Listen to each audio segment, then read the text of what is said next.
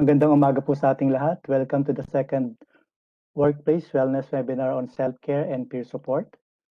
Now, let us place ourselves in the presence of the Almighty as we recite our opening prayer.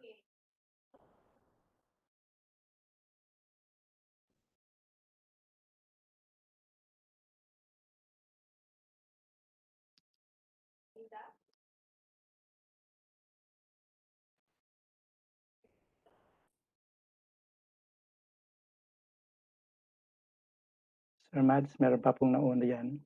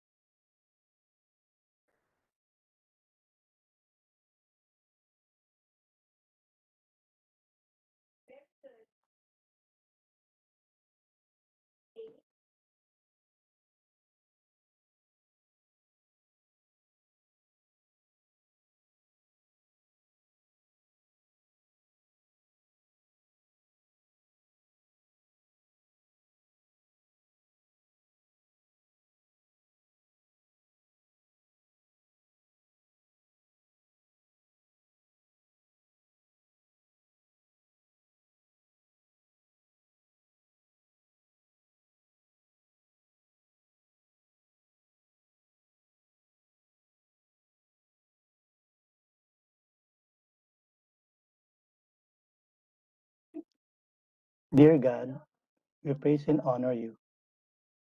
Thank you for giving us another chance to live this day. Thank you that we can still breathe and carry on with our daily tasks, even in the presence of different challenges and stresses that's affecting us. Thank you for sustaining us each day. May this webinar today serve its purpose in trying to make us aware to take care of ourselves. And as we realize that, may we also remember to share that to our peers and fellow health workers in our place of work.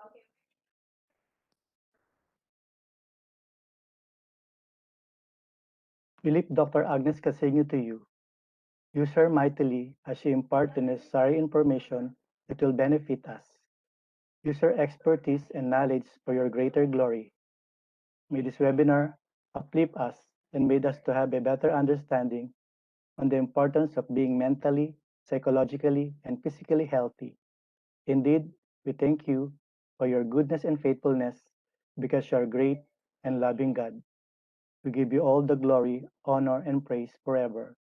Amen.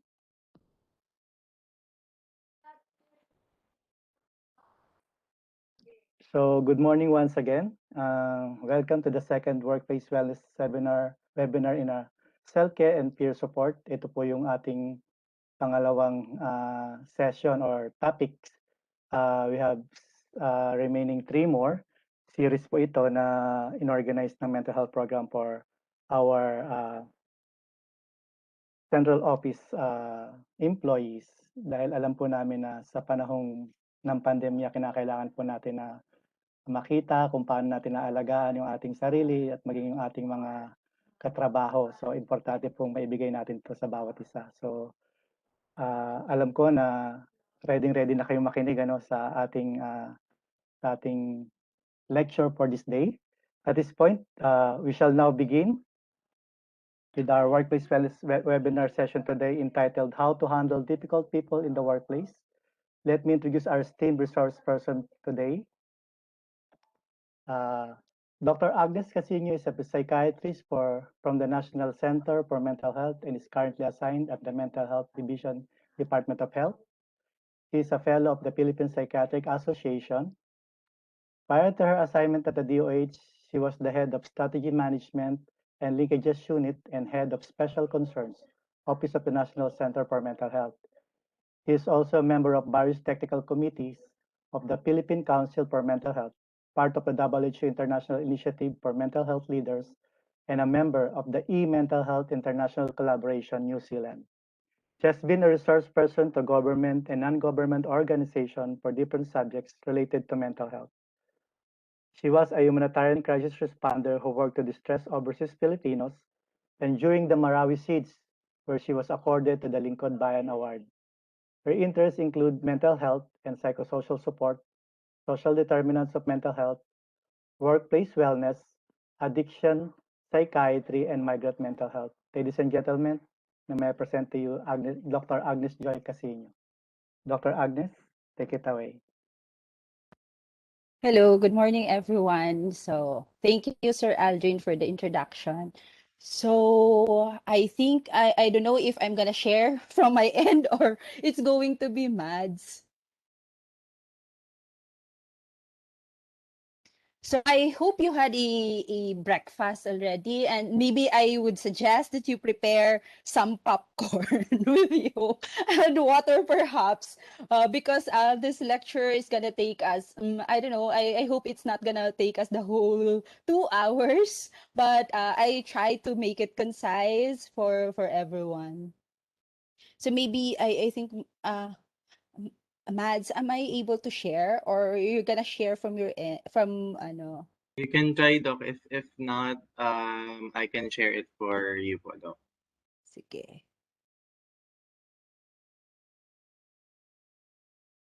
Sige, you share it na lang from your end. Sige po, Doc. Okay. Okay, thank you.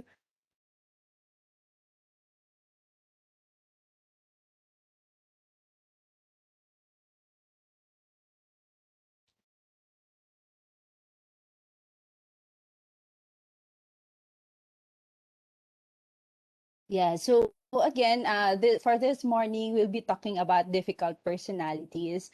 So, ano siya, no? So, maybe you already have ideas or maybe no, pag nung nabasa niyo pa lang yung title, you already have pictures of what, or you have your own expectations of how it's gonna be or what's the topic all about for today. So, yeah, we talk about difficult personalities, managing the hurtful behaviors of others, or maybe our own, no, na baka tayo naman din pala yung nakakasakit with to other people. So, yeah, that will be our topic. So, next slide. So, kung meron pong medyo sensitive, you can you can it's okay. No? So, do you have a difficult personality in your life? Meron po ba tayong naisip na ano, no, mayroon bang person, or is it someone from the workplace, or is it someone at home, or someone we siguro we encountered before? So do you have a difficult personality in your life? May I see some reactions? So okay, so So, wala. So yeah, would others also consider that you are a difficult person? May nakapagsabi na po ba sa atin na you're difficult to handle, or at some point, no, na nag-aano sa atin na tayo pala yung toxic person. So, so that's gonna be our topic. Very interesting. So, next slide. So, ito you know what we will be covering today. I have divided the main topics into two parts. First is that we will be understanding different personalities and the general principles of handling differences in personalities. So there are incompatible personality traits, frustrating and annoying personality patterns, confusing personality types, and the damaging personalities. So actually, given my expertise, it's more of the damaging personalities yung talaga yung pinaka-expert ako among all of these things. And then the second part will be about learning, no, the strategies for making decisions about difficult situations and relationships, and then strategies for managing your own anger and the anger of others. Although I would like to suggest to our team that we will have separate siguro na anger management na training for all of us in the coming days. So next slide. So yeah, the first part. Next slide. So, what is personality? So, ito parati kasi natin itong naririnig, di ba, na kakaiba yung personality mo, or this is the person's or your personality or the person's personality. So, ano ba kasi yon? So, this is a relatively enduring and predictable collection of personal qualities. So, we call it traits. No, in psychology and in psychiatry, we call it traits. And the patterns of behavior. So, yung patterns of behavior is actually how we react, no, based on our own personality. So, paano tayo mag-react? And there are personality types. So, these are categories of personality that are very similar and are composed of predictable combinations of traits and behavior patterns. So, inaral nila na, no, so mga psychologists and psychiatrists, inaral nila that there are similarities and differences among people in terms of personality traits. And there are certain combinations of these traits that make a certain group of people react or behave, no, in such a manner. So yun yung kaya merong personality type. So kaya siya may ganyan. Although how we came about with our own, or how we have our own personality, kung paano natin binild yung personality natin, is beyond the scope of this lecture. But I guess if there are BIHC people here, I gave a talk about that, no? So it's beyond the scope. So kung paano na-form yung personality natin. But mind you, yung personality natin kasi can be trained and can change over time. So yun naman yun. But there is just this basic na ganun ka talaga. That's how you operate. That's how you roll. So yun yung personality. So next slide. So the guiding principles in identifying and elaborating on difficult personality patterns. So this is basically how I designed the talk, no, for all of us today, kasi nakikita ko siya na na kailangan natin kailangan natin siyang i-divide, no, or i-compartmentalize for easy recall siguro, and for easy comprehension for all of us. So next slide. Nobody is perfect. So we have to have this in mind, no, as we go along. Nobody is perfect. All of us have people in our lives who hurt, frustrate, or annoy us. But most of us also occasionally hurt others as well. So hindi siya one way na tayo lang yung victim. Minsan tayo din yung perpetrator. So don't feel distressed when you recognize yourself in one or more of the patterns, or in our anecdotes or examples. So weaknesses and limitations are universal. So yan. So lahat tayo may sariling weaknesses and limitations. So some people hurt you because some of their personality traits are incompatible with yours. So yun lang naman yung issue, hindi lang kayo compatible. Some people upset you because their behavior patterns annoy and frustrate. So example of these people are bossy people, people who consider themselves superior, and negative people. Some people that cause trouble and confuse themselves and others because of their personality. So there are anxious personalities, demanding personalities, dependent personalities. So all of ito yun sila yung mga examples. Next slide. Some people hurt you because their behavior patterns are very damaging. So they could be passive-aggressive people, the bullies, and everyday sociopaths. So kung titingnan natin itong damaging, kasi there might be some talagang diagnosis for them. So yan sila.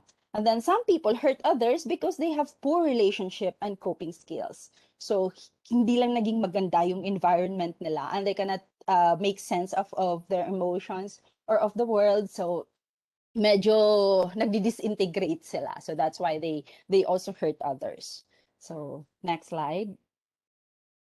Behavior can be viewed as a continuum. So ano siya, no, it's black and white and everything in between. So it's not a simple category. So if you like belong to this certain personality, hindi siya ibig sabihin that you will forever manifest this kind of traits or this kind of behavior. But it's a continuum. At some point, we become, as I said earlier, we become that toxic person. At some point, we are at the receiving end of a toxic personality. So, ganun siya. It's a continuum. And behavior always has a positive and negative side. Next slide. Now we will talk about incompatible personality types. So this, I think, is more familiar to all of us. Next slide. So, yeah, so as I said, this is more familiar, the Myers-Briggs type indicator. So this is an instrument used to get some idea of people's preferred style of operating and their resultant behavior patterns, needs, strengths, and limitations. So it identifies people's preferences for ways of dealing with the world and those in it. Yung Myers-Briggs type indicator, or MBTI, FYI, is actually created by mother and daughter na psychiatrists. So, yeah, next slide. So there, it is based on four style na dimensions based from the dichotomies in Carl Jung's theory of personality. So yung theories of personality, ito yung na-mention ko kanina, that will actually explain how what makes people tick. So yun siya. But then we will not talk about that. So there are four style dimensions depending on, or according to your favorite world. So you could either be an extrovert or an introvert. How you structure things, no? So you could be judging or you could be perceiving. And then how you come up with your decisions, is it by thinking or by feeling? And then the last part, no, of the Myers, the MBTI, is how you process or how you get your information, through sensations or through intuition. So, ganun siya. But then, they were saying kasi that what matters in terms of relationship are the three. Yung extroversion, introversion, judging, perceiving, thinking, and feeling. Yun yung mag-a-affect how our relationships are. So yung last part, it's more of something personal. So not really affecting much of our relationships. So next slide. For extroversion and introversion, so I'm not sure if some of you have taken the MBTI, kung is it one ba from PAD, is it one ba of those tools or instruments that they use before getting into a job? So I'm not sure, ha. But yeah, so extroverts say, talk to me, spend time with me, I need company. While introverts say, I want to be alone and think. Then extroverts say, tell me how you really feel. While introverts, my thoughts are private. So ganun sila nag-ooperate. Extroverts say, I am happy to tell you how I feel. So sila yung madaldal. While the introverts, I don't know if I can trust you with my feelings. Besides, I haven't reflected enough yet to know what they are. So medyo kailangan niya ng time to think about his or her feelings. The extroverts say, let's discuss our problem and solve it now so I can find out how I feel about it. While introverts say, I want to go away by myself and think so I can find out how I feel about it. Perhaps we can talk later. So extroverts say, let's have a meeting tomorrow. While introverts say, do we have to? Couldn't we just circulate position papers or do it by email? So kung titingnan natin siya, so wala siyang sinasabi na right or wrong way of dealing or behaving, but it's more of, it's saying that meron tayong differences in how we operate things. So magkakaiba lang tayo ng style of how we operate things. Next slide.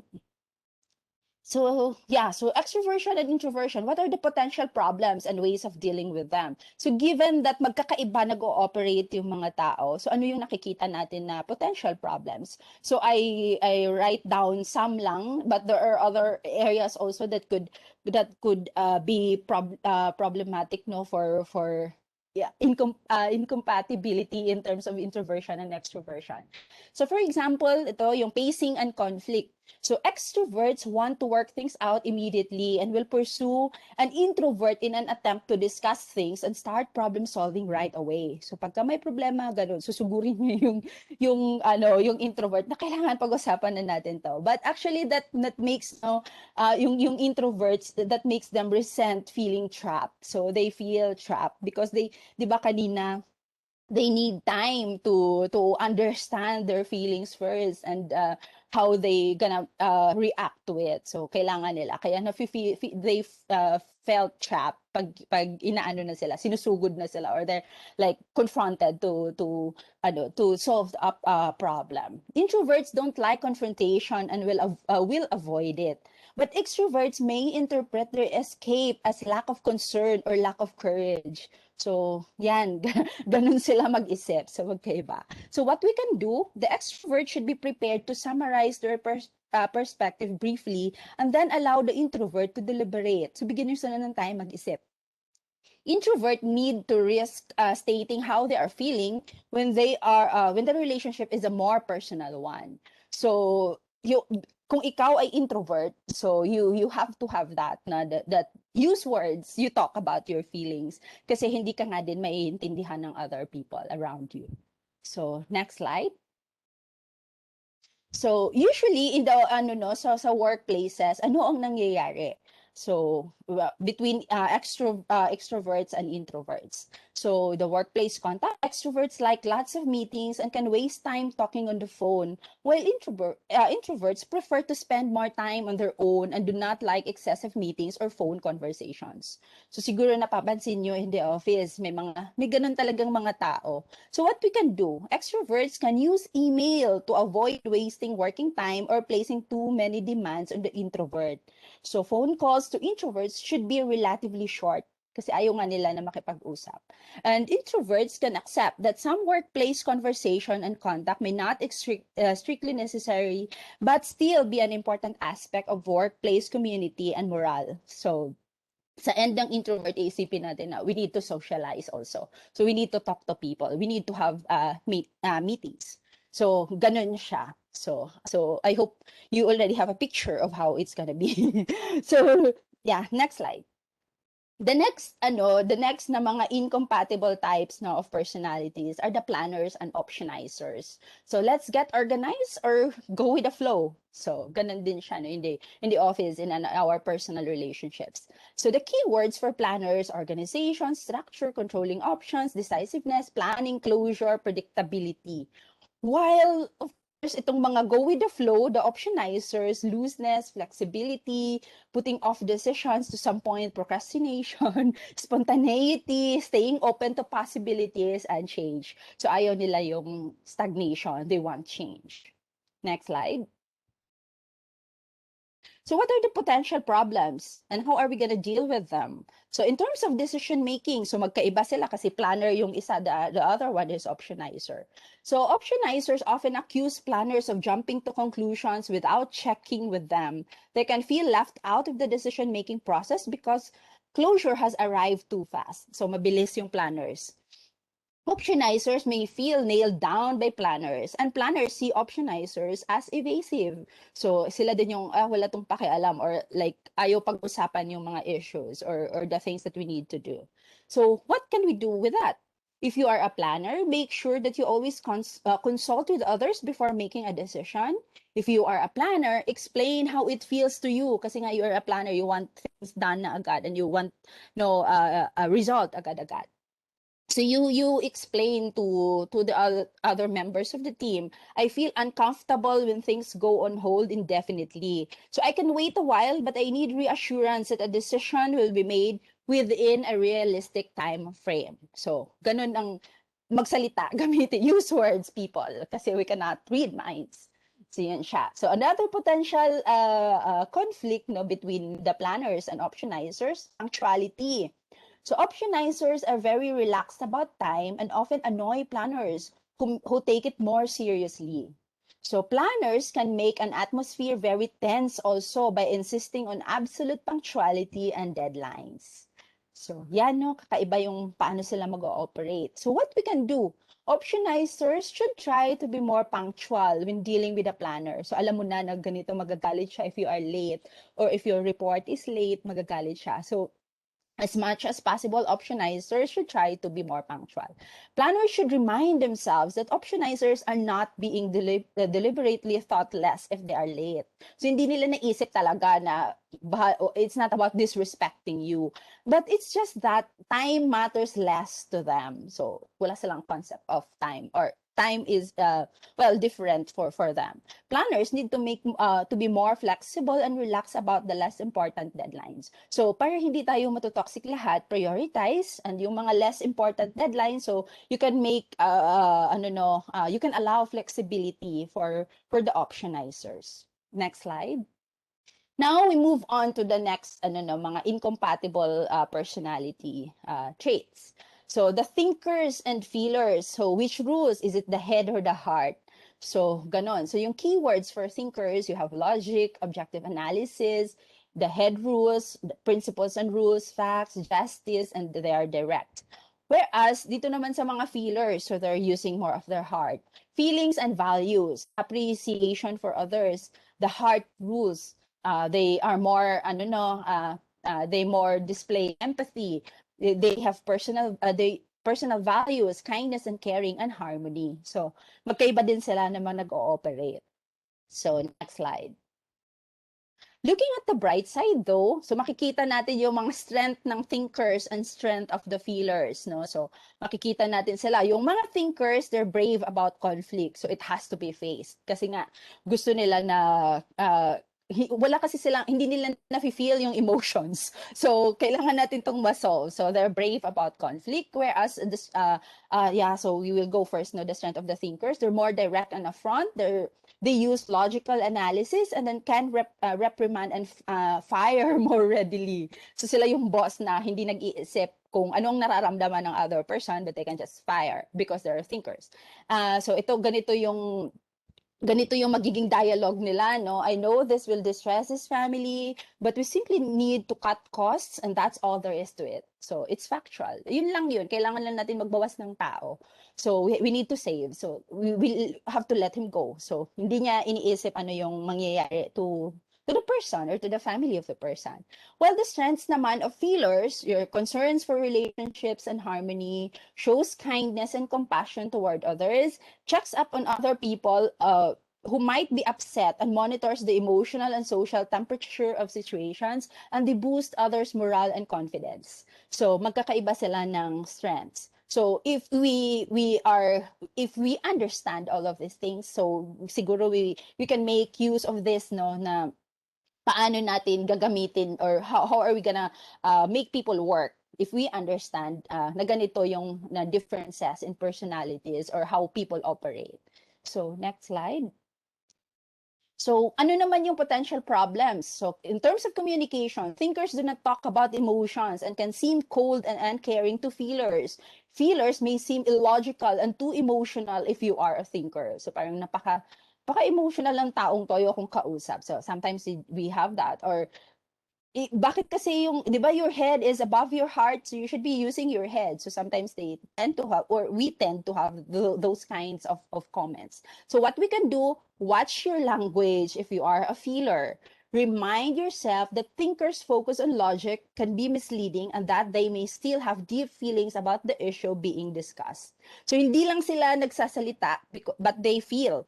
Listen also for implied emotions in the conversations with thinkers. And thinkers can pay more attention in conversations that refer to feelings. So, kasi minsan yung feelers also pagka medyo dense yung kausap na thinker, so medyo mahihira yung feeler will really feel bad about the transaction or about the issue that they're discussing.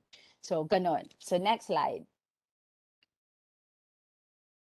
So, in terms of conflict and problem solving, so magkaiba din sila kasi yung isa head-on, no? So, feelers may focus too much on the emotions of the situations and thinkers will focus on them too little. So, what we can do, you anticipate ano ang mangyayari.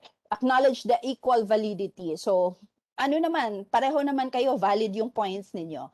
Feelers should respect and value thinkers' ideas but point out, there's something that points out that there is an emotional perspective too. So be assertive about the importance of balancing between the emotional and logical perspective so you find that balance. Thinkers need to accept that certain decisions can be made effectively on the basis of emotions and values, even if they are less logical. So sometimes, no, depending on a person's value, so how we gonna make or how are we gonna come up with our decision. So hindi lang siya because it's logical, but we also have to mind or to be mindful about the values. Next slide. So next, the frustrating and annoying personality patterns. So yeah. Next slide. So there are dito I'll be just discussing three. Ito kasi ang sinasabi naman kasi then in literature, pwede naman kasi tayong mixture of this, no, or you could be half and half or you could be Yeah, kasi because as I said earlier, it's a continuum, no, our behavior. So there are three main, no, frustrating and annoying personality patterns. Those that are negative people, those with superiority patterns, and bossiness. So next slide. So negativity, so mga negative, the negatron, the nega people. So, so sila yung may built-in flaw detectors. So lahat ng hinahanap nila ay mali. So a person can be considered to have a pattern of negativity in their approach to many areas in life, which is characterized or by criticizing, finding the flaw, being pessimistic, bad-mouthing other people, damaging reputations, and using put-downs. So next slide. Mabigat na, no? So, yeah, negative people alienate others. Kasi 'di ba sino ang gustong makipag-usap to someone who can actually who is actually lahat ay nega. So sinong gustong pumunta doon sa kanya or makipag-usap. So they find it hard to develop good relationships and maintain them over a long period of time. So, yeah, nawawala yung mga friends nila. They wear people out and can be very destructive in an organization and to individuals in many ways. So others recognize the low self-worth that negativity signals. So pagka may mga nega na tao, siguro we check on how is the person's self-worth or how the person values himself or herself. Kasi malamang sa malamang dun nang gagaling yung being nega niya. Negativity is contagious, kaya lumayo-layo tayo. You can start doing it too, and then you don't like yourself. So, since nahawa ka, and then you start not liking yourself anymore. Or sometimes, ang nagiging result, or you have this Pollyanna-ish. So, it means that you kind of use positivity, yung parang na hindi na realistic na lahat ay it's okay kahit ganyan siya we can find the good in that person, so parating to the point na hindi na siya tama, hindi na siya realistic. So that's Pollyanna-ish, so it's actually a syndrome. So next slide. Yeah. So what do negative people do that harm others? Although alam natin to, but just for for today we will be discussing this. So they psychologically maim, as the name, shame or blame. They engage in a negative inflation, so they take one negative or apparently negative fact about you and turn it into a generalization. So for example, you come in late, so this negative person will highlight that one na you come in late. So sasabihin niya, eto parati talaga tong nalilate. Lahat ng mga late siya. Lahat ng activities or lahat ng So negative agad. Minsan ka nga lang na late or few times a week.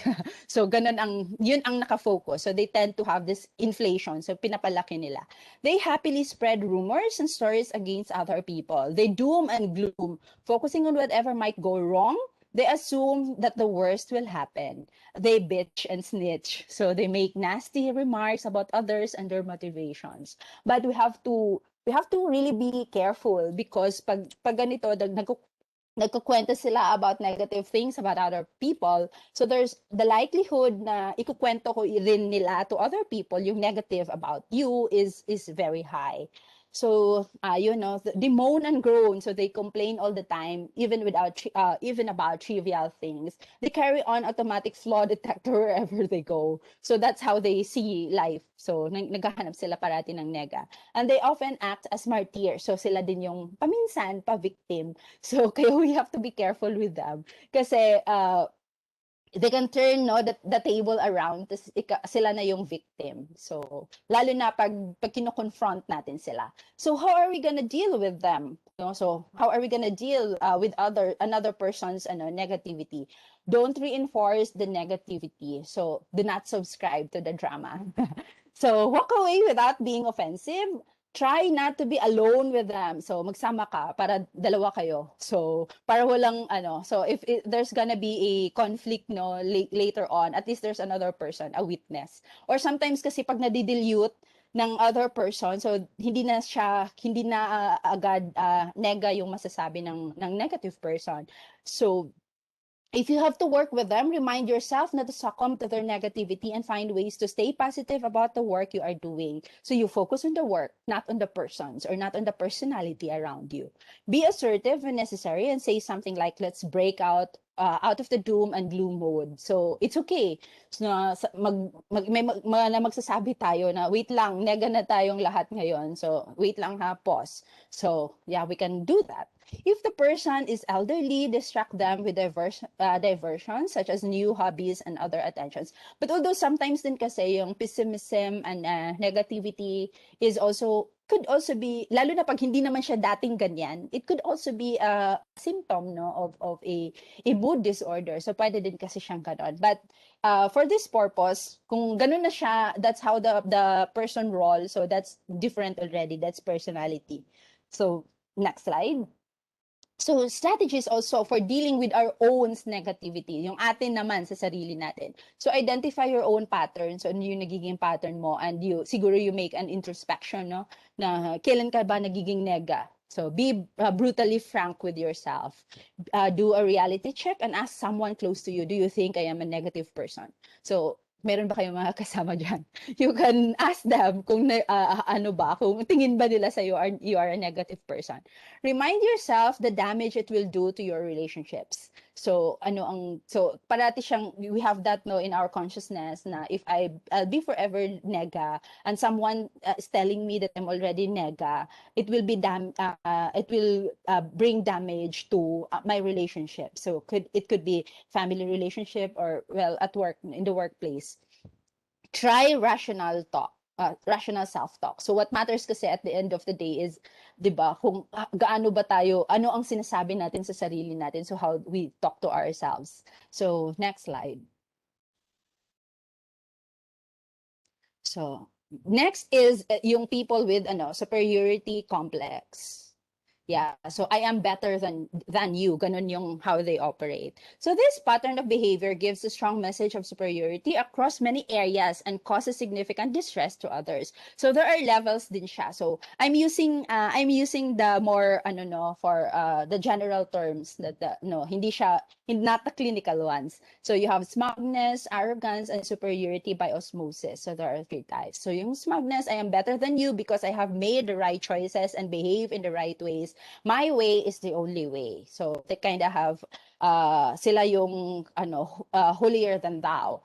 But yung arrogance, mas higher siya na degree to that because I am superior to most people and therefore much more important and I can't be bothered pretending that I'm not. So yung isa, yung smugness, nandun siya sa feeling na I'm better than other people. But yung arrogance, talagang ipaparamdam niya, the person will rub it to your face, that I am better than you and I am more important. And then there's also what we call superiority by osmosis. So yeah, osmosis, 'di ba, yung lumalabas yung water, for example. So I am better than you because I work for or with people who have higher status or more power than others do. So sila yung yung langaw na nasa kalabaw, so feeling kalabaw na rin. So sila yung ganon. So they have the superiority complex by osmosis. So next slide. So yeah, next naman is bossiness. So ito yung the third group of difficult people in this category. So the bossiness, I have all the power, I know all the answers. So ganun yung how they operate. So bossiness is about being in charge, taking over, controlling, dominating, making all the decisions, telling others what to do, insisting, reminding, not trusting, and criticizing. Bossy people act in a parental way as if the person they are bossing is a small child with no knowledge, skills, experiences, or rights. So, ganun ang pakiramdam nila. A pattern exists if the bossiness is excessive to the point that others comment and if it occurs in multiple situations in a person's life. So, hindi siya yung one time lang na hindi natin siya tatawagin na, this person is bossy. Hindi natin siya pwedeng tawagin if that's just one time. So, there is a pattern and it cuts across different areas of life and multiple situations. So, next slide. So, bakit daw ginagawa? Why do they do it? This kind of personality patterns. So, basically, ito yung psychodynamics. Ito yung dynamics nila. So, because of anxiety and lack of trust, they fear not being respected. This is actually linked to a big disappointment or a problem caused by another person in the past. So, that person is actually wounded. So kaya they have this kind of anxiety, and they lack trust. So they have trust issues. Trust has been challenged, yeah. So that's trust issues. And they have lower levels of empathy. Kasi yung empathy also is one of the traits na tinitingnan in terms of our personality makeup. It is all the power they have in their life. So kaya sila in this area, dun lang sila talaga nagiging controlling, because they feel na dito lang sila powerful. In the other areas of life, they don't have enough control. And then arrogance. So this is also one of the things na tinitingnan, no, in the traits. No, certain people genuinely believe that they are superior and have the right to tell you what to do with no considerations for your feelings or dignity. They lack social sensitivity. So if you kind of look at this clinical wise, so ito yung sort of they kind of have this narcissism. So next slide.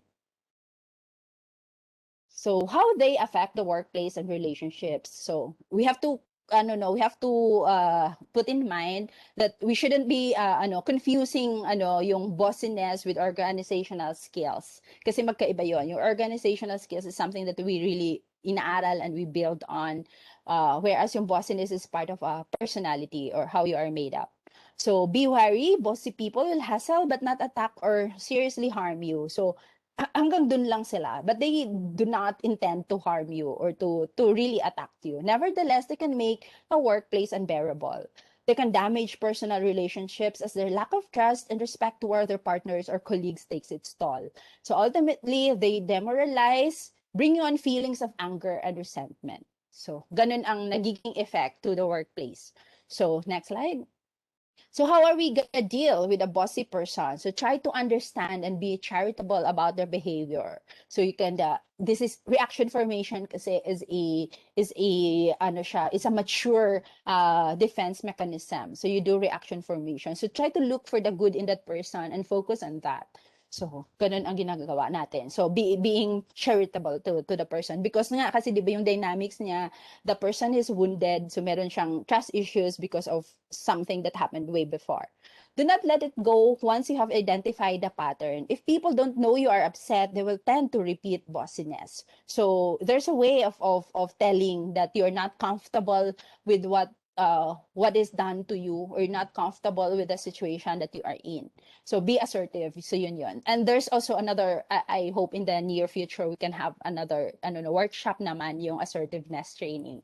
Anticipate and tolerate where you can. So as much as possible, you tolerate.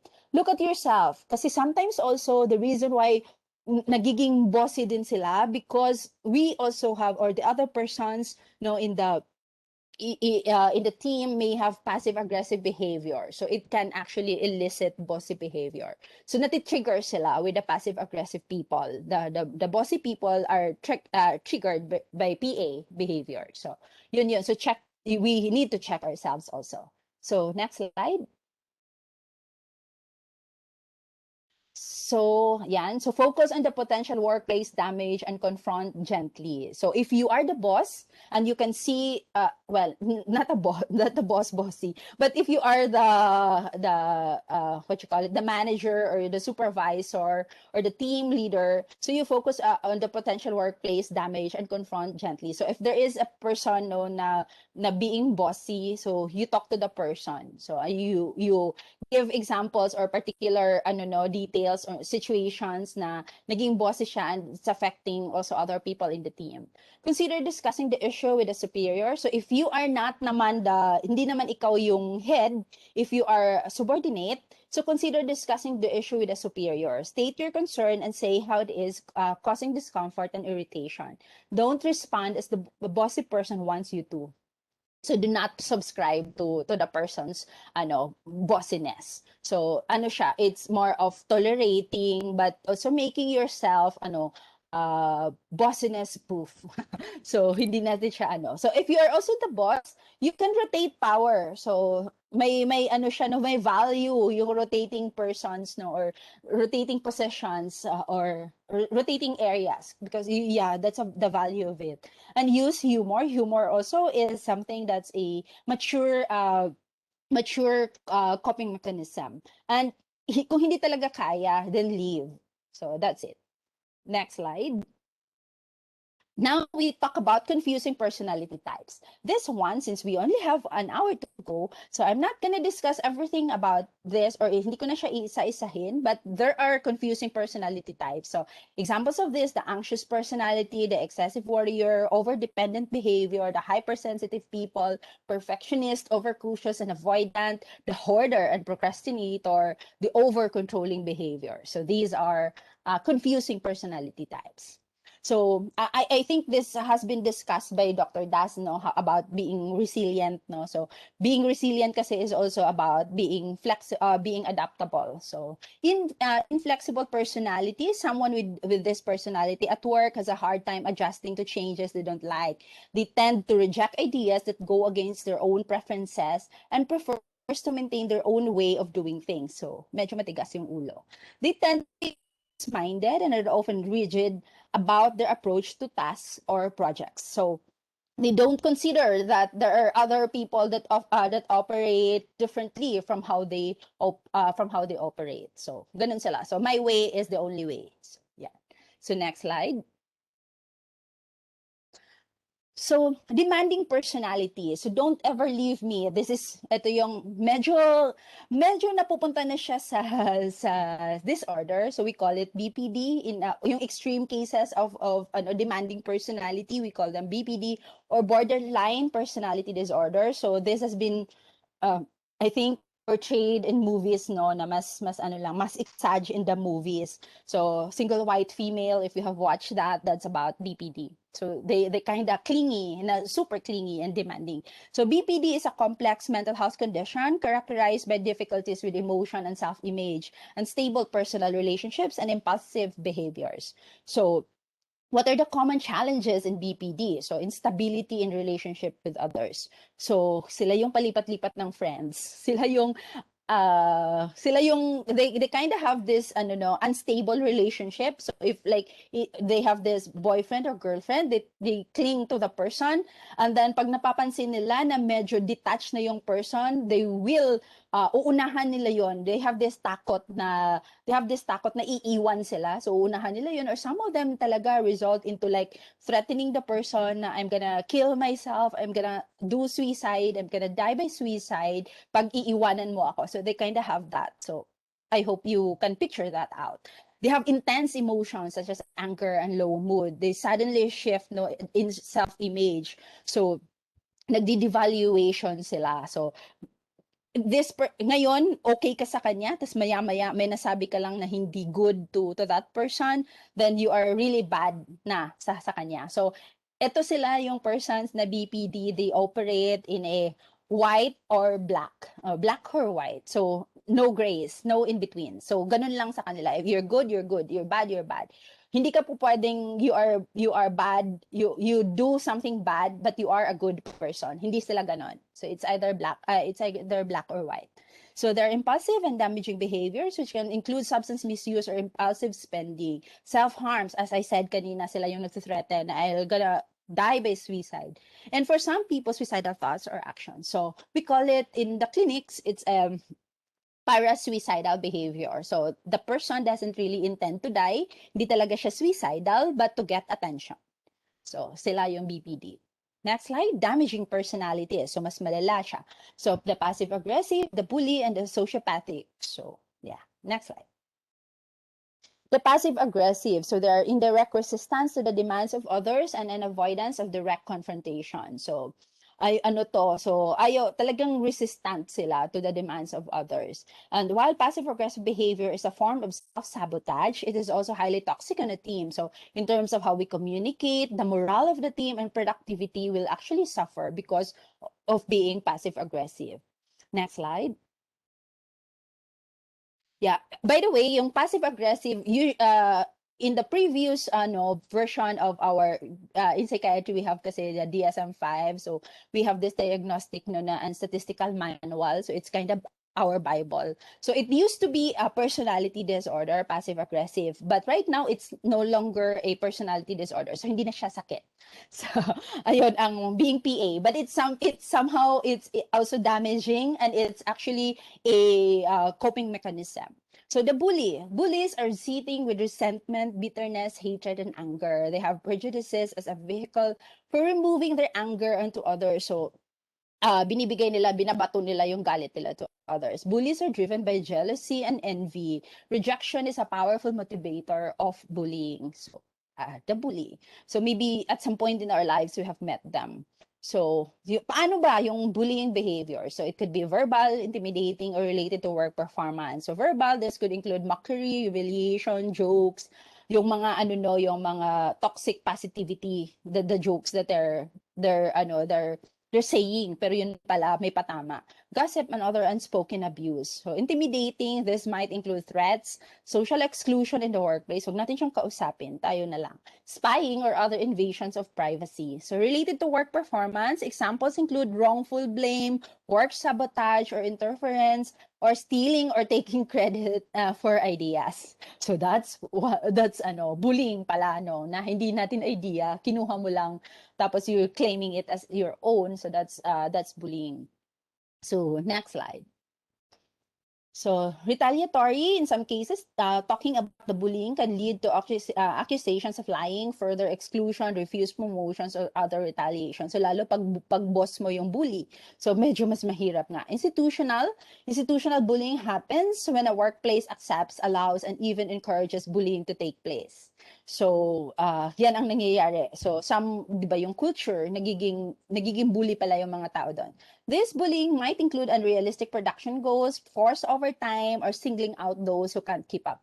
So, I hope this is not happening in our workplace. Next slide. Next, the sociopathic personality. So we call it ASPD. Ang extreme nila ASPD. It's actually antisocial personality disorder. So I'd just like to clarify, pag sinasabi nating antisocial, it doesn't mean na, di ba kasi parang in the street language, pag sinasabi mong, ay, ayokong sumama, tapos your friend will tell you, antisocial talaga to. It's not that. It's not that in psychology and in the clinic. So, yung hindi siya antisocial because hindi niya gustong makipag-socialize. But yung antisocial is psychopath or sociopath. So, both sociopaths and psychopaths have a pervasive pattern of disregard for the safety and rights of others. So, ito yung extreme cases. They used to call it kasi psychopath kasi parang tingin nila it's a disorder already, a mental health condition or a disorder. But actually, same lang halos sila na term, pero tinanggal nila, binago nila ito sociopath kasi wala namang psychopathy. Ibig sabihin, wala naman siyang psychosis or wala namang, the reality testing is intact. The people is actually aware of what he is doing. Deceit and manipulation are central features to both types of personality, and contrary to popular belief, a psychopath or sociopath is not necessarily violent. But the extreme cases, the ASPD, sila yun si Hannibal Lecter, so those are the psychopath or the antisocial PD. And most of them, if you go to jails and you do clinical assessment ng mga tao na nasa jail, most of them, they have this sociopathic personality. So, next slide. So, what are the traits of a person with ASPD? As again, this is this is the the extreme type. Regularly breaks the laws, no? So constantly lies and deceives others. Mga con artist, is impulsive and doesn't plan ahead, can be prone to fighting and aggressiveness, has little regard for the safety of others, irresponsible, can't meet financial obligations, doesn't feel remorse or guilt. Yung dito sa dulo, yung doesn't feel remorse or guilt, ito talaga yung pinaka sa kanila pinaka-common na alam mo na this is really a antisocial PD. Wala siyang remorse. Lahat ng ginawa niya, alam niya na nangbubudol siya, or alam niya that nagsisinungaling siya. Pero wala siyang remorse. It's okay kasi sa kanya it's okay. ganun talaga yung mga tao. So I had this patient before, ganun siya eh. So the plan of this patient before, no, if I may share, well, I will share anyway. This is a 16 years old, and this patient has had, meron na siyang hinarm, meron na siyang napatay na isa, but he had harmed other people also. And ano siya, ang goal niya in life is to kill 16 people in 16 different ways. So, ganun siya. And for him, sa kanya is ganun talaga yung buhay. It's unfair. So, kung sino yung mauuna, edi siya. Kung mauunahan ka, kung ikaw naman yung mapapatay, then that's okay. So, ganun siya.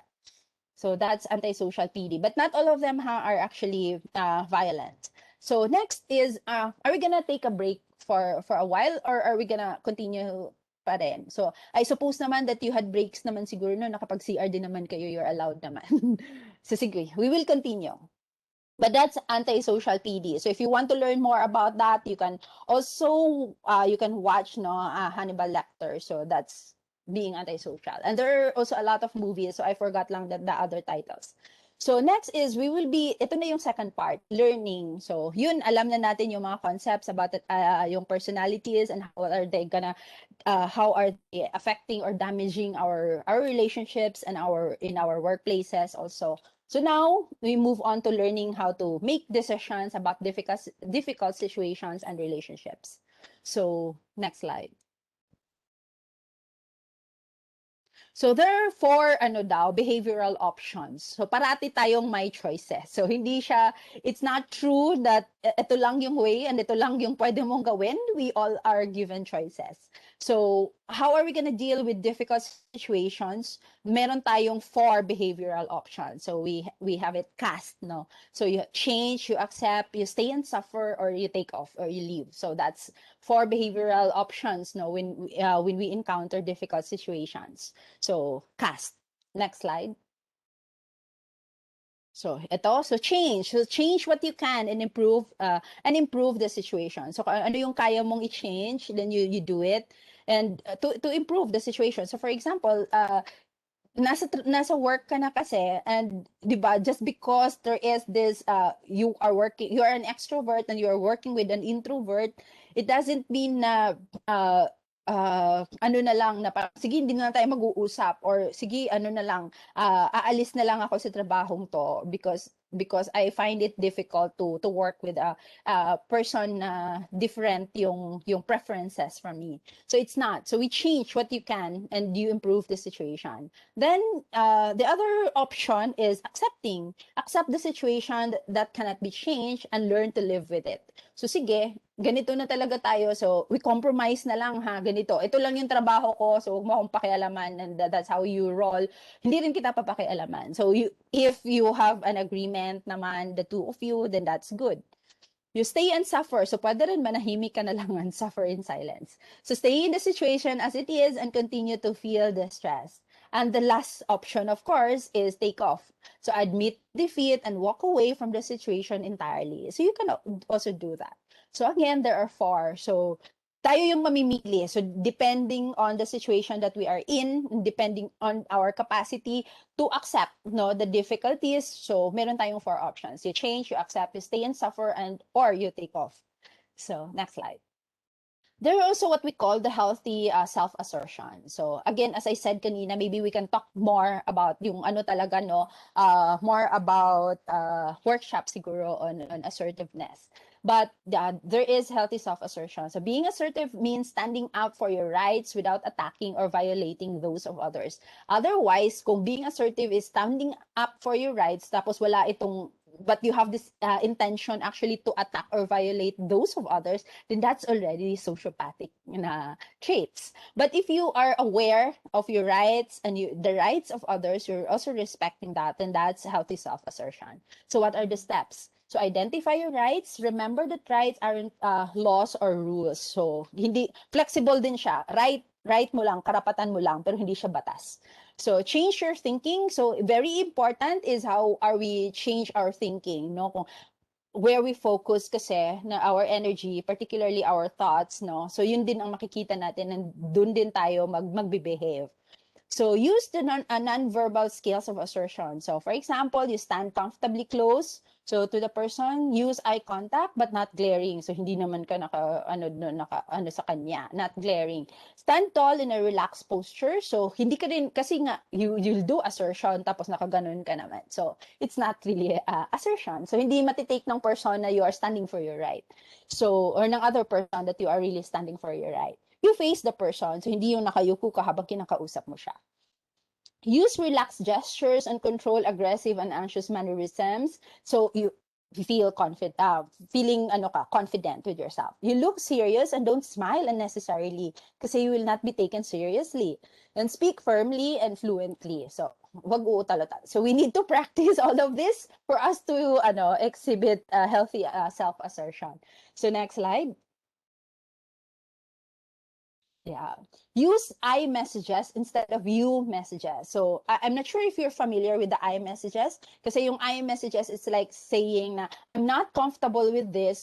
I'm not comfortable of what you do or what you did. Kasi ganyan. But if you use the you messages kasi, it's like accusing the other person, or blaming the other person. Ikaw kasi, you were like this, you are like this, so kaya nagkagulo tayo. So you're accusing. So how can you, 'di ba? If we do that, the tendency is the other person to retaliate or to, 'di ba? So awayin din tayo. Use the broken record technique. So ulitin mo yung sinasabi mo until maintindihan ng tao. Use protective assertion in personal relationships of importance. Yung protective assertion, ito daw yon ng what's more important to you. Is it the relationship or is it being right? So, yan ang isipin mo. So, if you do this ba to the person, if you confront the person, mag-meltdown din ba yung person and you go separate ways? Is that more important to you or being right is more important to you? Keeping the relationship is it more important to you or being right is more important to you? So, that's judgment. Making a complaint and or a request, saying no when someone asks you to do something you don't want to do. So yeah, that's healthy self-assertion, saying no. Next slide. Now we talk about managing our own anger, and the anger of others. So there is what we call, although there's also, I'm just thinking ahead na maybe we can also have this as a workshop, yung anger management workshop. So because we are doing it also for the presidential management staff, so maybe we can do it also at DOH. So ayan, so managing your own anger and the anger of others. So there is what we call the last straw syndrome. So this is a condition in which so much stress and anxiety is being experienced that even quite minor upsets can feel like one thing too many. So napupuno ka na talaga. People who are suffering from this syndrome are often puzzled by their own outbreaks of anger. So nagkakaroon ka ng bigla kang galit na galit, outburst. So they often make complaints about issues that formerly they would have let go. So dati kaya nila to hold the issues, kaya nila to face the issues, but last straw syndrome, hindi na nila kinakaya. So their emotional resources are being depleted by the task of dealing with major stress, and so they are increasingly intolerant of minor stressors. So nagiging irritable na yung person because of hindi na niya kinakaya. So probably we're looking at certain also certain symptoms siguro of burnout or of nagiging demoralized yung person. Next slide. So what does an angry person want? Ano ba kasi ang gusto? Pagkagalit ba tayo, ano ba kasi yung gusto natin? This is speaking as if yung na-identify talaga natin yung emotion natin as anger. Kasi sometimes also we don't really, hindi talaga tayo galit, but we are frustrated or we are malungkot, tapos lumalabas siya as anger. But kung totoong anger, yung emotion na nararamdaman mo, ano ba yung kailangan natin? So most of the time, ito yung kailangan natin: acknowledgement, validation of their feelings, even if you do not agree with how they are seeing things. Kasi we use different lenses based on our personality and based also on our environment and our experiences. So empathy, sometimes they want empathy and understanding. So makikinig lang. So for the mental health focal persons, so pag may galit kayong colleague, so ito siguro tandaan natin, ano ang kailangan niya. Respect, a solution, or a commitment from you for follow-up action. So, ito yung madalas na kailangan ng angry person. So, next slide.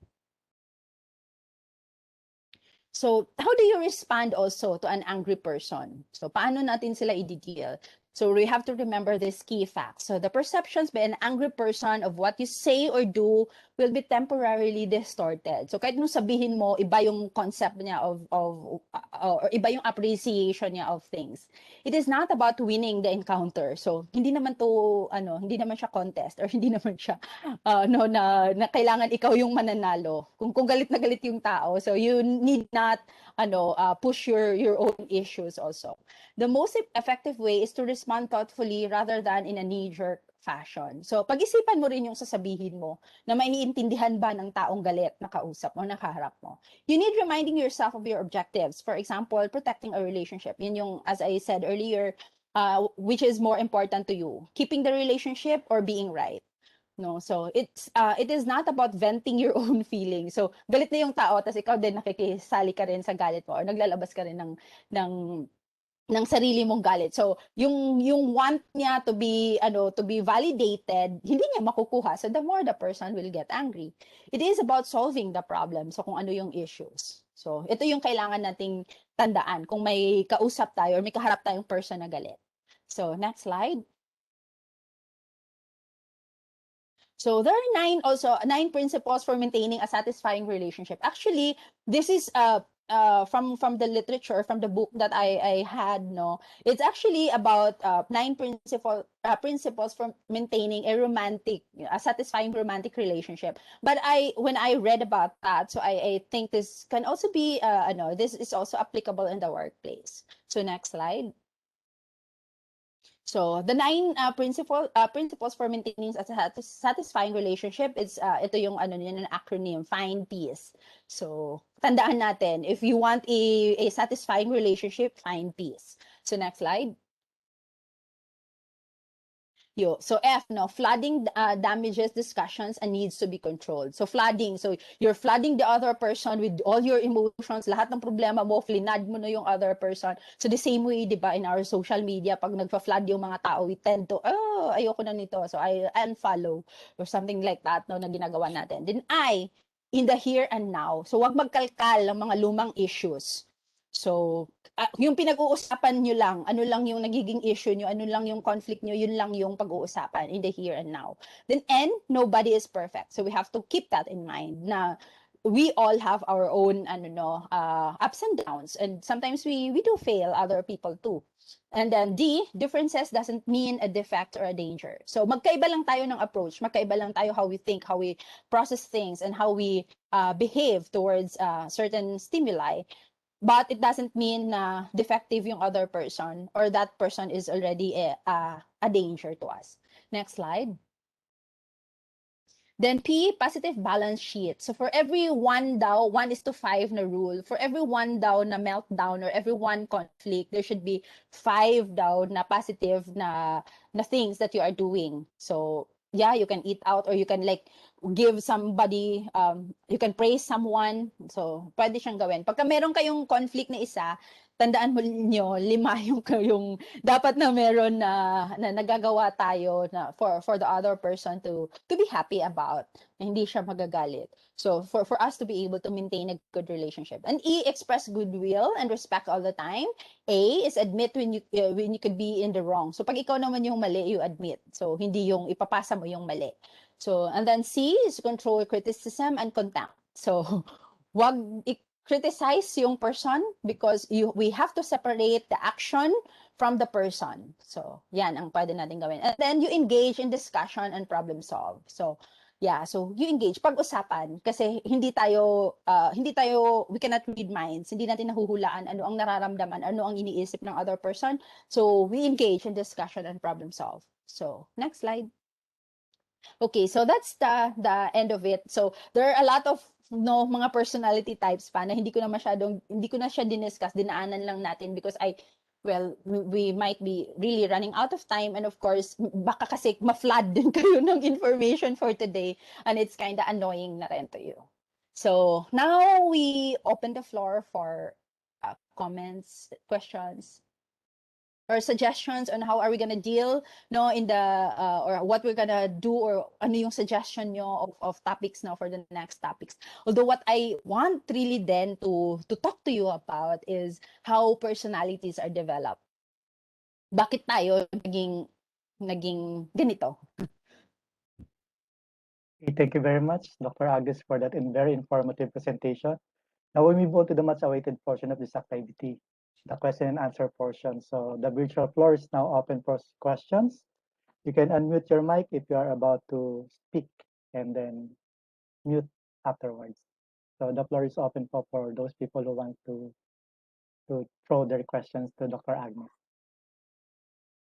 Oo, magtanong na kayo kasi outside of this may bayad na. Hindi, joke lang. Sige, Doc. Meron po ritong nasa chat box na nagtanong. Doc, I have a close friend that usually talks negatively about themselves.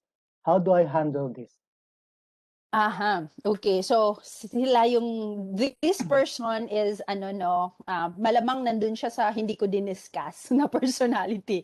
But sila siguro yung mababa yung self-worth, no, or mababa yung self-esteem, kaya negative yung about themselves. Siguro we can talk pa further to the person kung and siguro tingnan natin, no, i-gauge natin ano ba yung motive of the person. Is it really totoo na mababa yung tingin niya sa sarili, or is the person gaining, or meron ba siyang secondary gain by being that? Kasi magkaiba sila, no? Like for example, meron siyang yung secondary gain is nagsasabi siya na sobrang bobo ko talaga, or ang hirap kong kausap, or something like that, no? Or hindi ko kaya yung mga ginagawa, or buti ka pa kasi ganito ka, so you're able to cope, or something like that. Pagka sinasabi niya yun, pero meron siyang secondary gain. So for example, nagigain niya yung trust ng boss nyo, or nagigain niya yung pa-victim na style. So that's different. So that pag gano'n na case, then do not subscribe to the drama. So you can talk to the person, pero you can tell the person honestly na I feel na what you're saying to me, actually I'm not comfortable talking about this. So you can do that also. But then kung titingnan din natin, no, so we gauge based on our own na judgment, or what we have learned. Yung self-worth niya ba na mababa, is it talagang is it a symptom of a depression or a depressive episode? So baka kasi paminsan ganun sila na mababa talaga yung tingin nila, parating nega yung sinasabi nila about themselves because ganun ang mga merong may depressive episode. In that case, then siguro you need to refer the person for further evaluation or further assessment. So, and you can tell the person na I think nakikita ko kasi sa'yo, you are already manifesting some symptoms of a depressive episode. So maybe you'd benefit by with talking to someone who is more knowledgeable about this. Okay, thank you, Dr. Ag. Meron dito, hindi naman question, pero sabi niya, pwede po next time, yung topic is how to deal with trauma caused by work. So, Drama. trauma caused by work. Yeah. Okay. Yeah, we can have that also. Trauma is different din kasi because there is an external factor that causes the psychological changes. No, so different 'yon. So yeah, we can consider that one yung trauma. Very very important din 'yan. So it could be because of the work, or because of pwede din kasi as a responder nagkakaroon ka ng trauma. So as a first responder nagkakaroon ka ng trauma. So that's also related to work. But trauma because of someone in the workplace is also different. So yeah, we can talk about trauma. Ayan, tinake up na yun. So to be considered, pero meron pa po tayong natitirang mga series pa. So take note po sa team natin. So meron pa po bang gusto magtanong? Ito po yung pagkakataon nyo para maklarify yung mga vagueness o yung mga nararanasan natin sa ating sa work that we can simply that can be answered by Dr. Agnes. Meron pa sa chat box. Meron pa sa Meron chat sa box. chat box, may bago. Ay, bago.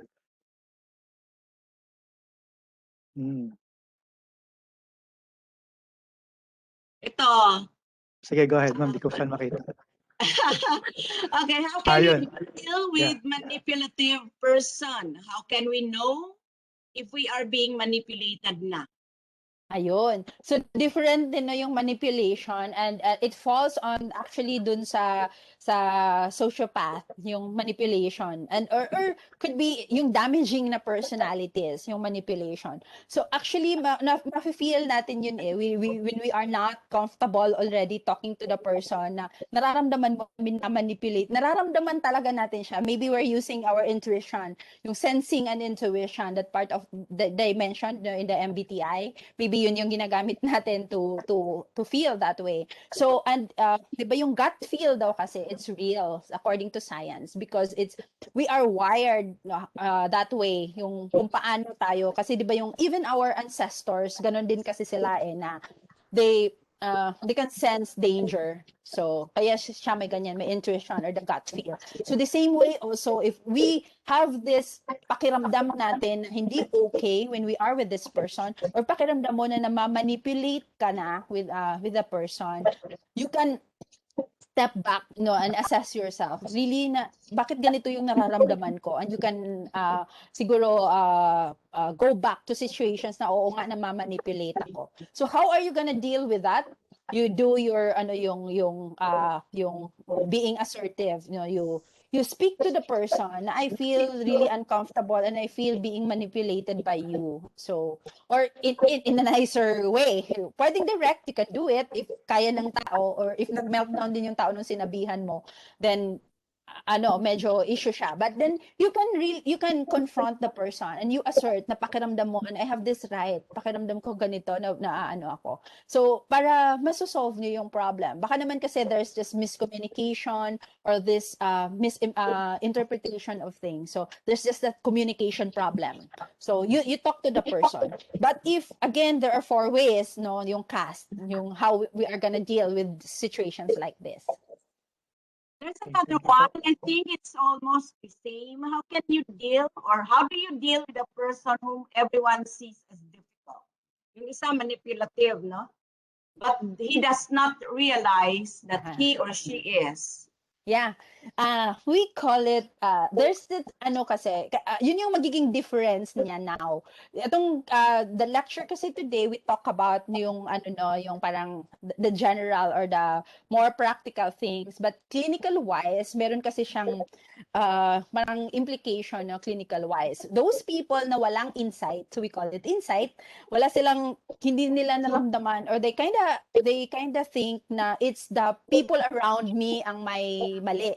It's not me. It's the people around me. Pero the people around that person, sila yung nagsasabi, grabe naman to si ganito. Sobra naman, wala naman talagang, hindi niya nararamdaman, hindi niya na-feel. So that will go into sort of clinical na thing, no? So there are what we call personality disorders. So these are the ego dystonic thing kasi. So hindi ka tanggap-tanggap ng ego niya na ganun siya. So ina-attribute niya to the people around around him. So how are we gonna deal with this one? We have to talagang yung sarili natin, yung kailangan nating ihanda. Because the other important thing kasi with behavior, di ba, we cannot control other people's behavior, but we can control our reaction to the behavior or our reaction to the situation. So if hindi yung apat pa rin, you can choose what you're gonna do. You can change, you can improve the situation, you can accept and just live with it na ito talaga yung boss ko, tanggapin ko na lang, or ito talaga yung kasama ko sa trabaho, or ito talaga yung asawa ko, because it's difficult kasi there are also other things to consider. So tanggapin ko na lang, or the other one, di ba, is I will leave, bahala ka, bye-bye world. So aalis ako. So you can also do that. So you have 4 options, no? So tingnan niyo po, according to sa inyo, kasi kayo din kasi yung makakasagot. Hindi ko kayo mabigyan, sorry, ng exact na answer because it depends on your situation also. Ano yung other factors surrounding that, and of course the consequences of your action, so kung paano. But there are really people who are like that, and those people, sila yung nandun sa extreme. They are the ones na siguro nandun na sa merong personality disorder. Yeah. So it's a choice to make pala, Doktora. Make a decision, di ba? So ito pa another question po natin. How do we deal, ito, ito medyo nasa gitna siya, nag-uumpugang pa to. How do we deal with two personalities conflicting with each other and us being in the middle? Ito, natatrap to sa gitna siya. Oo, siya natatrap sa gitna. Okay. Nagmamatter ba to you both relationships, like your relationship to the other person and to the other one? Nagmamatter ba to you? Kasi sometimes kasi parang you're just better, alam mo yun, outside of the drama and you're just an observer.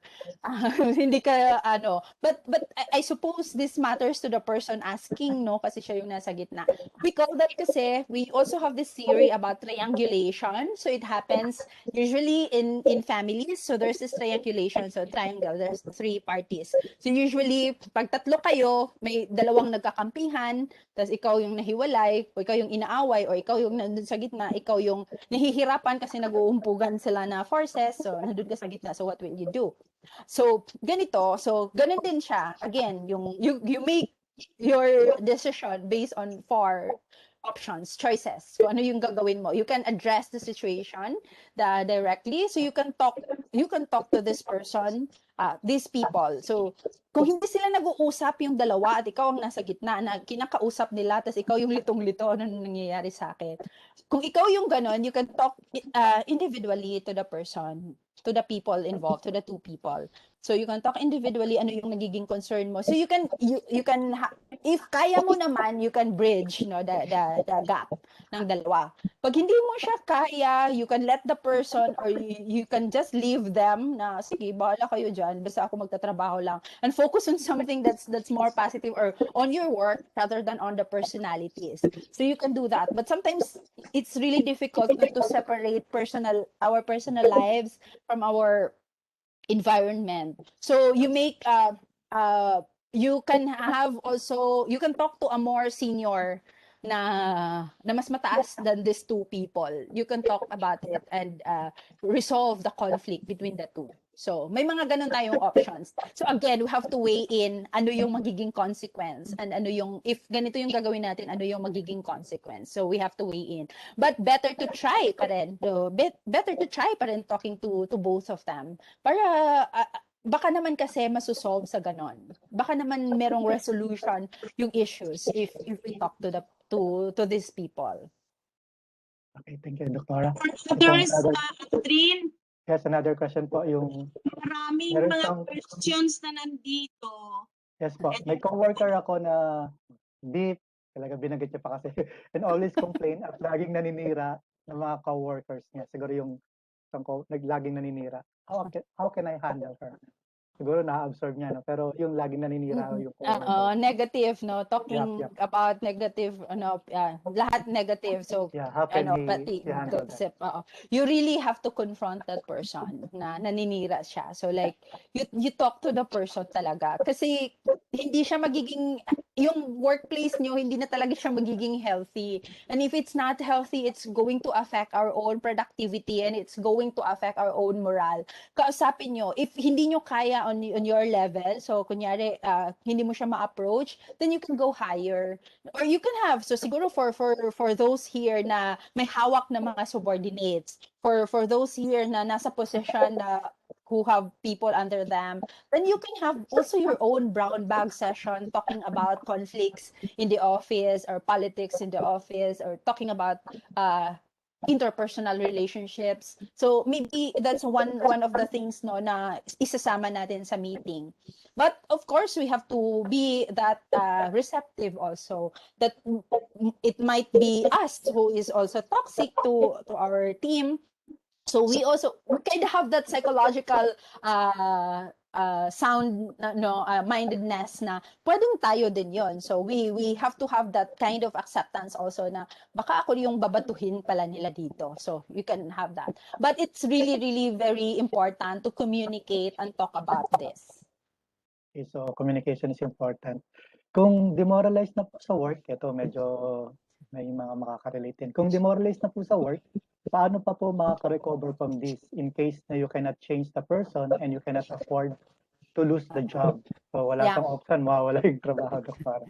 Oo. So pag demoralize ka in your workplace, I think this is one of the topics no in the sa next din natin ano Yeah. parang is it because of Yes. stress, we burn out, Mm. or is it really you don't belong to the job or something like that? So that's going to be another topic. But pag demoralize, you step back. You take a vacation, you step back. Lumayo-layo ka, as in physically, lumayo ka for new perspective. Or you talk to other people outside your work. Kasi baka naman kasi sometimes kasi it's like we are blinded with our own biases. So hindi rin natin nakikita yung perspective ng iba. But when we talk to other people, so magkakaroon tayo ng bagong perspective because they will give us options na baka kasi ganito yan or baka kasi ganito yan. And again, we have to be ready also for their answers kasi some of their suggestions or some of their answers siguro may not be hindi rin tayo naka-align or sometimes kasi we tend to have that we talk to people who would validate alam natin na oo sa atin na mag-yes sa atin, so we tend to talk to them no rather than having or being open to criticism or to other opinions siguro. So ayun, so lumayo-layo, look for new perspective about things. And siguro yun nga, you talk to people outside of your workplace. And sometimes also I just learned this, no, you can have also your own. So I think the focal persons or the mental health, the focal persons or peer support will gonna help kasi when we have regular thing na meron tayong circle na constant and we talk to them regularly, siguro ma-diffuse din yung emotions natin. Kasi sometimes also it's our emotions no that will kasi biologically ganun kasi tayo ginawa. Like we have the seat of emotion in the primary brain part or ito sila yung nasa ilalim, ito yung kaya siya tinatawag na primary because sila yung unang primitive, kasi sila yung unang na-develop before the frontal part of our brain na-develop. So siya yung una. It's where our seat of emotion is. So nandun siya. And then over time kasi as we grow older, yung frontal part of the brain kasi yun yung logical part. So normally kasi it's our logical part of the brain, siya yung nagko-control to our emotional part of the brain. So pag yung emotions kasi natin, it will just na parang galit ako or nalulungkot ako or happy ako. Yun lang yun siya, emotions lang. But the frontal part of the brain kasi will tell you bakit ka nagagalit or your galit is not actually doesn't equate or hindi siya equal dun sa yung reaction mo, hindi siya parang over naman kaysa dun sa situation. So yun yung logical brain. So what happens is that pag we are overwhelmed with things and demoralize ka na, you check, saan nanggagaling? Bakit ka demoralize? Is it because ba of hindi mo na nagagamit madalas yung frontal part of the brain? Or is it because, you're overrun by emotions or you're unable to control the emotions? So the best thing to do is to step back and look at it from that perspective. So stepping back could be physically stepping back or could be talking to a person outside your circle in the workplace. So I hope I make sense with that habang explanation. Another question po, medyo real time, no? How do we deal with person who do not want to adopt the new normal way of doing things like use of e-sig and virtual meetings? Mukhang Yan. Adaptation sa doktora. Siguro we need to assess. Bakit ba ayaw nilang mag-virtual? Ano yung reason nila? So we need to sit down with these people. Ano yung reason nyo ayaw ng virtual? Some of them kasi ayaw nila, wala silang internet connection. So that's very practical, kaya ayaw nila. Or some of them siguro hindi sila techie. So they find it difficult to engage. So ganon. So we need to, again, communication. We need to talk to people. Ano yung nagiging issues nila. Some naman, some they're not really comfortable showing their faces, so that's also something, so they can talk without the video on, so it's okay, they can join the meeting without the video on. Or sometimes they don't like also, no, alam natin ano yung root cause ng reason nila ba't ayaw nilang mag-adapt. Some of them, they don't like long meetings, so medyo ano sila, na babangag-bangag sila pagka mahaba na yung meeting, or nagzo-zone out sila. So we need to talk about that in the office. Pag-usapan siya, bakit na ayaw. Or some people really, meron nga siyang preference. Magkakaiba nga talaga tayo ng preferences. Some people talaga, mas gusto nila yung physically kaharap yung people because nakikita nila yung mga ano no, yung mga non-verbal cues, so nakikita nila. So some pagka-perceptive ka, ganun ang gusto mong mangyari. Ano siya, face to face. So we have to go down. Ano ba yung issue of the person? Bakit ayaw niya mag-adapt? Yes, okay. Itago natin siya sa pangalan. Hindi, joke lang. Doc, how can you deal with the male-dominating workplace? Medyo gender ito. How can you deal with the male-dominating workplace that at times women can be belittled that causes emotional trauma? Oo. So Interesting. this could be bullies. Although bully naman, wala naman siyang hindi naman siya gender specific, no? Kasi females could also be bullies. So pwede naman siyang ganon. So yung male kasi, so ano kaya yung nagiging issue? Is it something ba talaga na complain na may relationship? I mean, yung meron ka bang PTSD or something? Like, as a result of that bullying. So, paano natin siya i-deal? Kasi pag bullies, we cannot, hindi kasi talaga sila makikinig to us. So, if we talk to them, hindi sila makikinig and they will not, lalo na pag if we are subordinates, so they kind of have this, I'm more superior than you, or I'm better than you, so you're just ganito, so hindi sila nakikinig. We can raise that to next higher na person in the workplace. And if not, 888. Hindi, joke lang. But that's another option too. Agnes, If it's too much. Yes po. baka sexual harassment. That's different already. Sexual harassment talaga is ano to ha, sa law. As in, you have all the rights. So you really have to file complaints about that. And that's serious. And even yung mga physical na mga yung physical na mga, ang tawag dito, I mean verbal na mga harassment, yung mga ganyan, you really have to complain. So you complain it to the next higher, kung siya yung mas mataas sa'yo, you complain it to the next higher person, or if hindi talaga kaya, you can also, actually, there's another technique also in that book that I got this lecture from. There's also another technique. You can also write actually a letter to the person na hindi mo gusto, or a difficult person for you. You can actually write a letter to the person. Kasi when we write a letter, makikita kasi natin doon yung lahat ng emotions na nilalagay natin. So makikita natin, and we can like magkakaroon tayo ng somehow an insight of what's actually making us feel uncomfortable when we write down. So you can also do that. Na you can write a letter. You can send a letter, or you can keep it. So depende rin sa ano. Kung wala kang choice kasi sabi niyo nga po, this is the only job, or you feel that you cannot find another job outside of this one. So maybe you can also request for transfer na lang of area. If talagang but then again pagka it's a physical thing, or na talaga siya, harassment talaga, it's punishable by law. So we also have to know that. Okay, thank you po. So ito issue ng unlimited to. How do we handle po the person if parang paulit-ulit po yung mga rant niya, tapos ikaw naman po ay paulit-ulit din ang mga advices na binibigay mo sa kanya. So unlimited talaga na po. Okay. So ito yata yung perpetual complainer, no? Yung lahat ay kino-complain. Anyways, pagka ganun, what you can do is to tell the person na paulit-ulit na itong pinag-usapan natin. Gusto mo bilang ko? Hindi. I suppose that you have that kind of level of closeness no, with this person kasi paulit-ulit din siyang tumatakbo sa'yo. So you can use humor or you can joke about it para hindi rin naman, siguro na hindi rin offensive, no? Sensitive naman to the other person.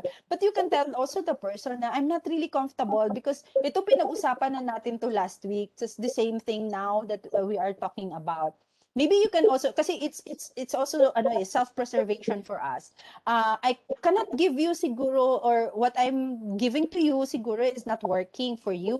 So you might as well look for other person na pwede mong kausapin na baka mas makatulong sa iyo. So that gives also the person the signal or the message no na medyo hindi na rin comfortable for you. Okay. Ito si Doktora medyo personal siya. I have been dealing with the trauma when my fiancé left me. Do I need to seek counseling or psychological therapy? She is a narcissist, but I still long for her. Okay. Medyo personal. Yep. I think in that case, kasi, so there's mas malalim siguro no, na emotional wound, no? So I suggest that you talk to a mental health professional about that. Not necessarily a psychiatrist, maybe a psychologist, and also for a new perspective and how you move from this trauma. Kasi yung trauma kasi talaga it will haunt us. So it's not just it's not something that kaya natin siya over time na magiging okay tayo if we do not work on it, if we do not confront or we do not deal with our trauma, it will haunt us. So even if medyo matanda ka na or matagal na long time ago yung trauma, pero pag hindi ka pa nag-heal from it, lalabas, magki-creep siya to your skin and lalabas siya in other ways. Sometimes it's also damaging other relationships because of the trauma. So I suggest that merong intervention for that. Okay, so another one po. Pero hindi sila nag-speak pero marami sila rin sa chat box. How do you deal with someone which always find faults in you? With perfectionist. Ito yung take home. Yeah. Oo, perfectionist. So yung perfectionist ba, is it sinisingle out ka ba? Ikaw lang? Or is it really how the person is? Kasi sometimes perfectionist talaga siya in all things. Tapos yung mga ganon. So, pero kung ikaw lang yung sinisingle out, you confront the person, parang 5 kami dito, ba't ako lang to? May issue ka ba with me? So you can do that. So you can have that yung healthy na self-assertion. So you can confront the person and talk about it na meron ka bang issue or is there something that I did to you? Kasi also sometimes din kasi hindi siya exactly ikaw, but you reminded that person of a certain person in the past. So parang ikaw lang yung nakita niya. So we call that kasi countertransference. So bakit wala naman akong ginawa dito pero bakit parang meron akong ginawa? Because maybe you reminded that person of another person na may issue siya. So yeah, ganun lang you talk to the person, bakit siya naging ganon yung perfectionist. And you can also tell kasi 'di ba as I said kanina yung differences nga natin in terms of how we deal with things. Kasi nga baka nga naman talaga siya for example perfectionist na in terms of work kasi ok yung there is yung extreme kasi na part of perfectionism is the OCPD or the obsessive compulsive personality disorder. So again, there's that that extreme part of personality na magiging disorder. So yun. So you can talk about that. Sometimes kasi din also kung hindi naman again kung mas important ang relationship ninyo than being right, then you can be more ihanda mo yung sarili mo. You can be more charitable to this person. So pwede kasi ganun. Pero at some point also mapupuno talaga tayo. That's why you need to have this outlet also to release all your issues also with this person. But better, yung mga issues, it's better to be addressed na sabihin nyo talaga. Communicate that to the other person involved. Kasi otherwise, also, they feel na, ay, okay lang pala sa kanya, wala namang problema. So they continue doing what they're doing. So wala silang ganun na sense na hindi na pala okay to other person. So better communicate that one. Okay, another one po. What is your advice for junior staff, contractual staff, who are afraid to be assertive to or caught in between bosses, superiors because of the fear of retribution or non-renewal? Oh, yun medyo ano siya, no? Medyo issue siya because there's another factor involved, Yeah. yung work. The security is a work. And on one of the issues kasi then that makes people talaga dysphoric or hindi okay is yung security. So tenure, job tenure for example is one major causes of stress. So pag ganun, kung hindi naman nakaka-affect to you personally, ganito lang siya, do not take things personally. Pag sila yung nag-aaway or sila yung tapos tinithreaten ka na, sige, hindi na kita i-renew or something like that, you just do your job. You just do your job. You focus on the job, not on the people. So, ganun siya. But then, you also have another choice, like leaving the job, for example. But then, it's really difficult. Again, I cannot really speak for you na ito yung gagawin mo because I'm not in your shoes. So, medyo mahirap. But you can try that. So, if mas important to you your job, maybe you can you can just be there for the work, not for the relationship na in the workplace. So you be there for the work. Find something that you can focus on in your work. Now you are doing this for people, or there are people depending on you too. So find meaning, no, in the mundane or in the routine that you're doing. So you can try that. Pag hindi talaga kaya, you can also tell them na hindi na talaga kaya, you are gaslighting na. So you can tell them that you are ginagaslight na kayong lahat. And seek for support. The reason why we are doing this and the reason why we really want to have this mental health focal persons is for peer support. Maybe kasi matututo tayo from others also how they deal with their own issues na medyo similar to what we are going through. Okay, so marami pong, yes, you can, yes ma'am? Yeah, let me just probably give some inputs para lang maano natin. Because there's a lot of questions that really has something to do with our workplace in the Department of Health. And we need to address them.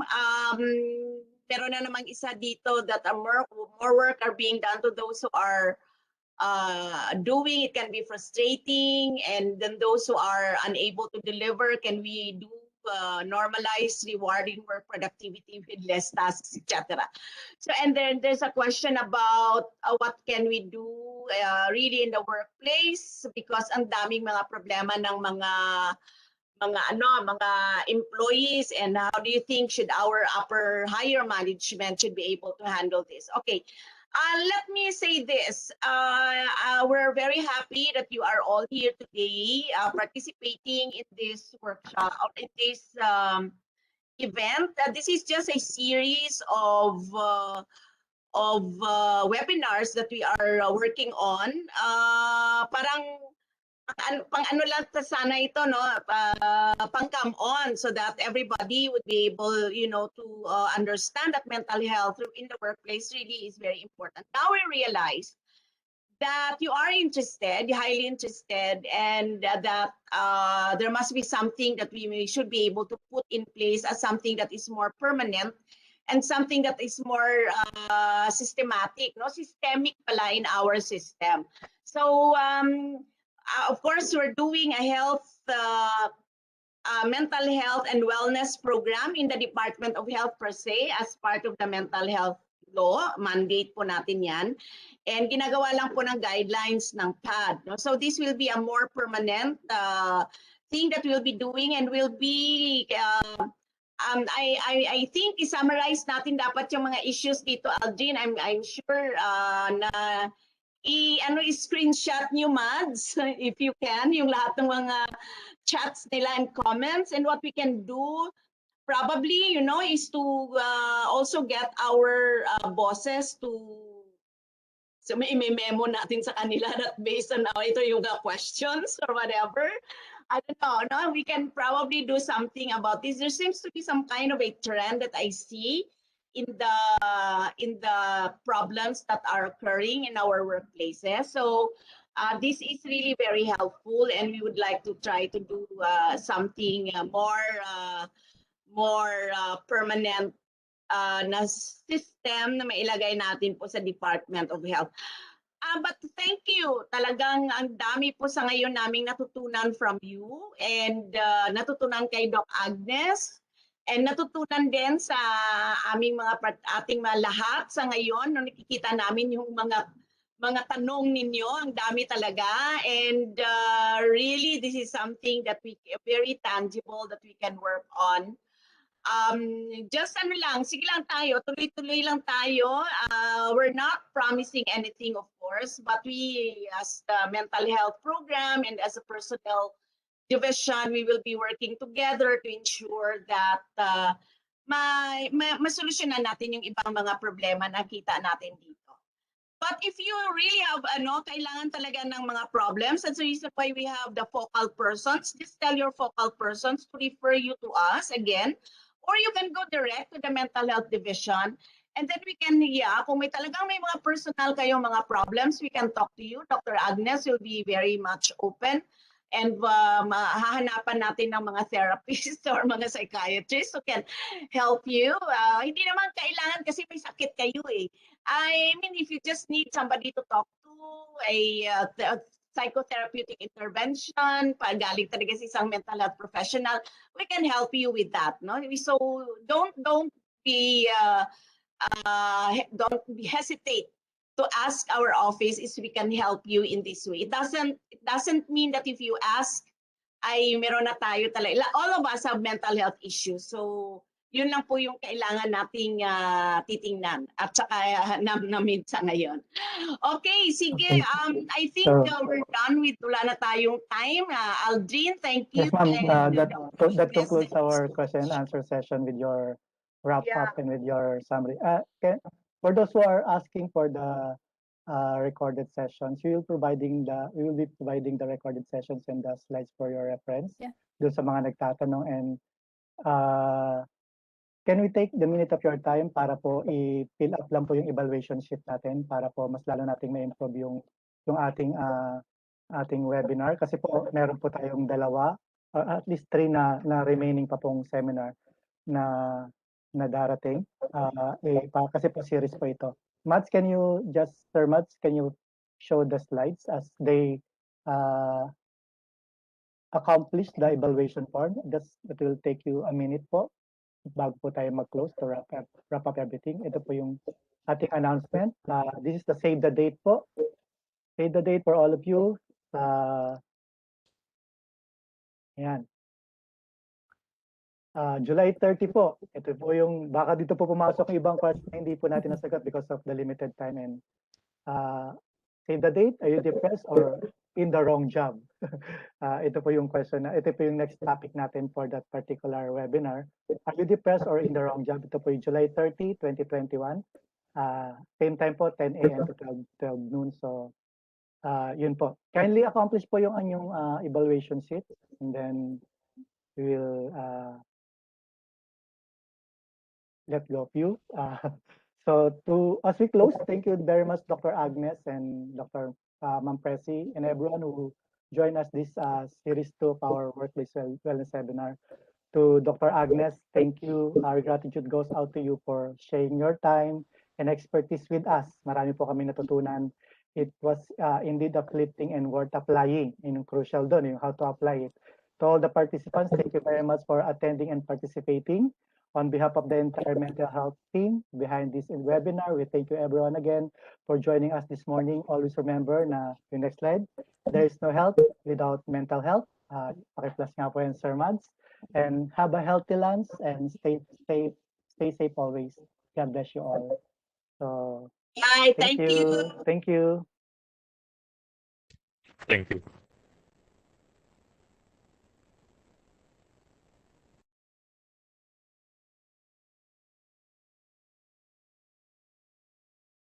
Thank you, Doc. Salamat po. Thank you. Doctor, thank Ingat. Bye. you. Stay safe. God bless.